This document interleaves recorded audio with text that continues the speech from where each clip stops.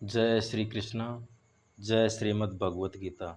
श्रीमद् भगवत गीता के पहले अध्याय श्लोक नंबर 4, 5 और 6 में कहते हैं कि हे आचार्य, मैं आपको जो पांडव की सेना में जो बड़े बड़े वीर योद्धा हैं उनके बारे में आपको परिचित कराता हूँ, जो अर्जुन और भीम को टक्कर देने की क्षमता रखते हैं।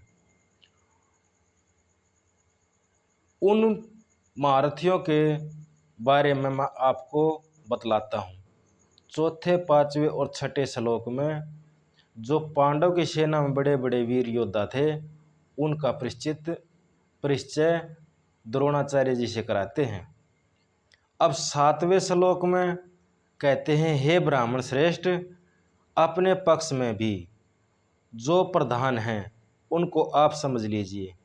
आपके जानकारी के लिए मेरी सेना में जो जो सेनापति हैं उनको बतलाता हूँ। जो उनकी सेना में सबसे बड़ा वीर, धीर, बलवान, बुद्धिमान, साहसी, पराक्रमी, तेजस्वी और शस्त्र विद्या में निपुण पुरुष हैं, मैं उनके बारे में आपको बतलाता हूँ। मैं उनमें से कुछ चुने हुए वीरों का आपके सामने विशेष जानकारी के लिए बतलाता हूँ, आप मुझसे सुनिए।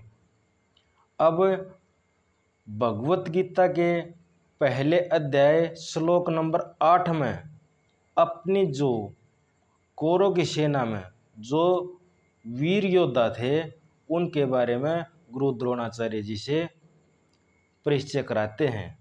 कहते हैं कि आप द्रोणाचार्य और भीष्म पितामह, कर्ण और संग्राम विजय कृपाचार्य तथा वैसे ही अश्वत्थामा, विकर्ण, सोमदत्त का पुत्र भूरिश्रवा। द्रोणाचार्य जी कौन थे? और द्रोणाचार्य जी ने दुर्योधन ने समस्त वीरों में सबसे पहले उन्हें आप कहकर उनका नाम किस हेतु लिया? उत्तर है, द्रोणाचार्य जी महर्षि भारद्वाज के पुत्र थे। इन्होंने महर्षि अग्निवेश्य और भगवान परशुराम से शस्त्र अस्त्र की शिक्षा प्राप्त की। वेद वेदांत के ज्ञाता, महान तपस्वी, धनुर्वेद तथा शास्त्र शस्त्र विद्या के अत्यंत अनुभवी एवं युद्ध कला में निशांत निपुण, परम साहसी, अतिरिथि वीर थे। ब्रह्मास्त्र, अग्नि अस्त्र आदि विचित्र अस्त्रों का प्रयोग करना इन्हें भली भांति आता था। युद्ध क्षेत्र में जिस समय ये अपनी पूरी शक्ति से भिड़ जाते थे उस समय इन्हें कोई भी जीत नहीं सकता था। इनका विवाह सरदान की कन्या कृपी से हुआ। उन्हीं से अश्वत्थामा जी उत्पन्न हुए। राजा द्रुपद ये बाल सखा थे। एक समय इन्होंने द्रुपद के पास जाकर उन्हें प्रिय मित्र कहा। तब ऐश्वर्य मद में चूर द्रुपद ने इनका अपमान करते हुए कहा कि मेरे जैसा ऐश्वर्य संपन्न राजा, मेरे जैसा ऐश्वर्य संपन्न राजा के साथ तुम शरीके निर्धन दरिद्र मनुष्य मित्रता कैसे हो सकती है? द्रुपद इस तिरस्कार को इन्हें बड़ी ही मर्म वेदना हुई। ये हस्तिनापुर आकर अपने साले कृपाचार्य जी के पास रहने लगे। वहाँ इनकी भेंट भीष्म पिताजी से हुई। इन्हें कौरव और पांडव को शिक्षा की नियुक्ति के लिए नियुक्त किया गया। शिक्षा समाप्त होने पर गुरु दक्षिणा रूप में इन्होंने राजा द्रुपद को पकड़ लाने के लिए शिष्यों से कहा। महात्मा अर्जुन ही गुरु की इस आज्ञा का पालन कर सके और द्रुपद को रण क्षेत्र में हराकर पकड़ लाए। द्रोण ने द्रुपद को बिना मारे छोड़ दिया, परंतु भागीरथी से उत्तर भाग का उनका जो राज्य था वो ले लिया। महाभारत युद्ध में इन्होंने 5 दिन तक सेनापति के पद पर रहकर बड़ा ही घोर युद्ध किया। अंत में अपने पुत्र अश्वत्थामा की मृत्यु का समाचार सुनकर इन्होंने शस्त्रों का त्याग करके समाधि में लीन हो गए। इनके प्राण त्यागने करने पर एक ज्योतिमय रूप का ऐसा तेज फैला कि सारा आकाशमंडल तेज में परिपूर्ण हो गया। इसी अश्वत्थामा धृष्टद्युम्न ने अपनी तलवार से इनका सिर काट दिया। यहाँ दुर्योधन ने आप कहकर सबसे पहले इन्हें इसलिए गिनाया कि इनसे खूब प्रशंसा हो जाए और मेरे पक्ष के अधिक उत्साह से युद्ध करे। शिक्षा गुरु होने न नाते आदर लिए भी सर्वप्रथम आप कहकर इन्हें गिनाना युक्ति संगत था।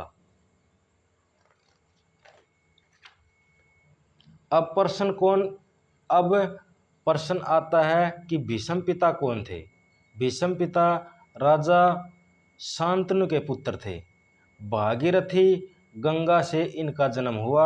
ये वसु अवतार थे। इनका पहला नाम देवव्रत था।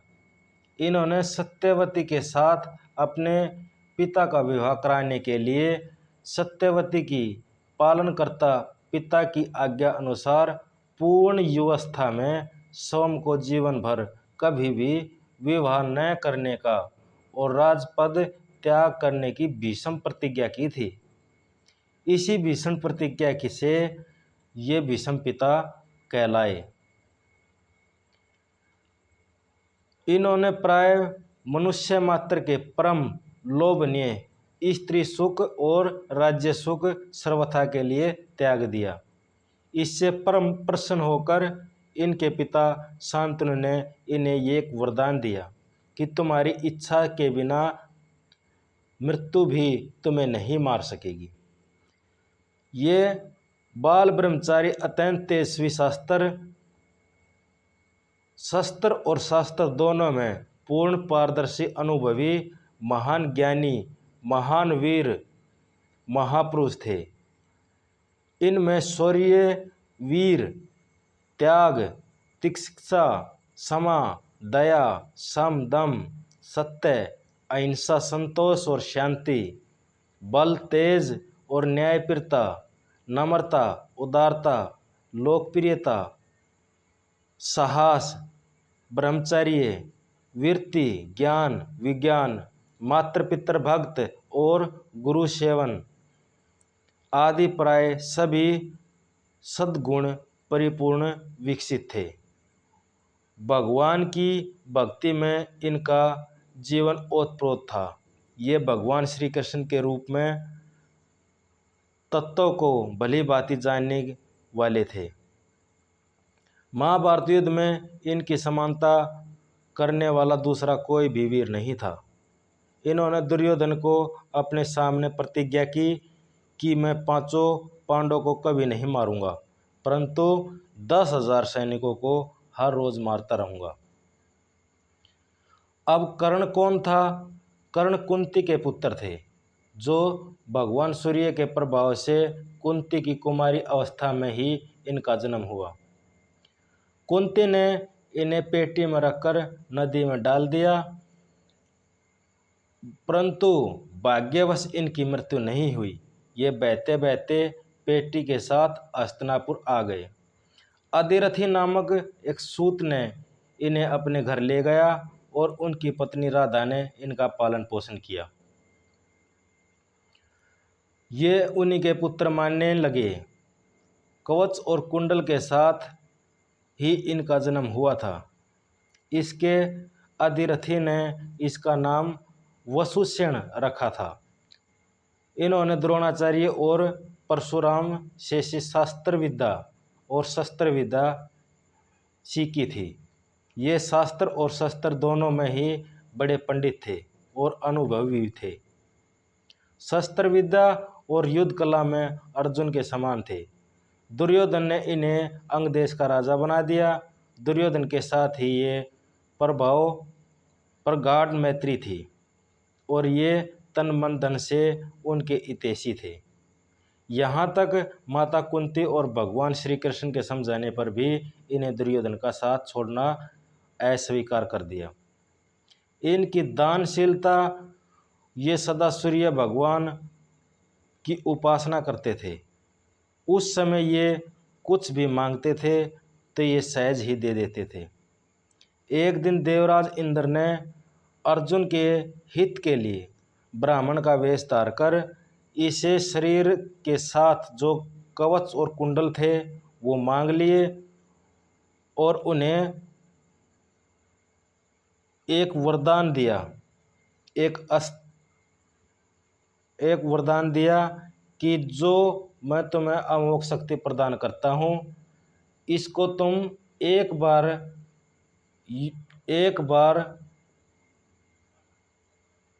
किसी पर भी चलाओगे तो वह इस शस्त्र से इससे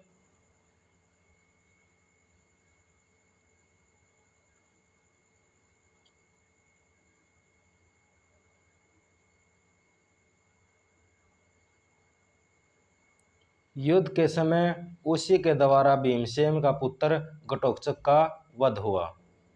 द्रोणाचार्य के बाद महाभारत युद्ध में 2 दिनों तक प्रधान सेनापति रहकर अर्जुन के हाथों से मारे गए। अब कृपाचार्य कौन थे? ये गौतम वंशीय महर्षि सरदान के पुत्र थे। ये धनुर्विद्या बड़े ही पारदर्शी थे। इनकी बहन का नाम कृपी था। महाराज शांतनु ने कृपा करके इन्हें पाला था, इससे इनका नाम कृप हुआ और इनकी बहन का नाम कृपी हुआ। ये वेद शास्त्र के ज्ञाता और धर्मात्मा सद्गुणों के साथ सदाचारी पुरुष थे। द्रोणाचार्य पूर्व कौरव और पांडव के और यादव को धनुर्वेद का शिक्षा दिया। समस्त कौरव वंश का नाश हो जाने पर भी ये जीवित रहे और इन्होंने महाराज परीक्षित को शास्त्र और शस्त्र विद्या सिखलाई। ये बड़े ही वीर और विपक्षियों पर विजय प्राप्त करने वाले निपुण थे। अब अश्वत्थामा कौन थे? अश्वत्थामा आचार्य द्रोण के पुत्र थे। ये शास्त्र विद्या में अत्यंत निपुण, युद्ध कला में बड़े ही प्रवीण थे। बड़े बड़े शूरवीर महारथी। इन्होंने भी अपने पिता द्रोणाचार्य से ही युद्ध विद्या सीखी थी। अब विकर्ण कौन थे? विकर्ण धृतराष्ट्र के दुर्योधन के 100 पुत्रों में से एक का नाम विकर्ण था, जो बड़े ही धर्मात्मा, वीर और महारथी थे। कौरव की राज्यसभा में अत्याचार से जब द्रौपदी पीड़ित थी, तब इसी ने उसी समय एक प्रश्न उठाया था। उस समय विदुर को छोड़कर शेष सब सभासद चुप थे, लेकिन एक विकर्ण ही ऐसे थे जिन्होंने सभा में खड़े होकर बड़े ही तीव्र भाषा में न्याय और धर्म के अनुकूल स्पष्ट कहा था। द्रौपदी के प्रश्न का उत्तर न दिया जाना बड़ा अन्याय है। मैं तो समझता हूँ कि द्रौपदी हम लोगों में के द्वारा जीती नहीं गई है। और इस प्रकार का विकर्ण ने वहाँ प्रश्न उठाया था। ये दुर्योधन के 100 भाइयों में से एक थे। अब सोमदत्ती कौन था? सोमदत्त पुत्र के भूरिश्रवा सोमदत्ती कहा करते थे। ये शांतनु के बड़े भाई के पुत्र थे। ये बड़े ही धर्मात्मा और युद्ध कला में कुशल शूरवीर थे। जय श्री कृष्णा। जय श्रीमद् भगवत गीता। श्रीमद् भगवत गीता का आज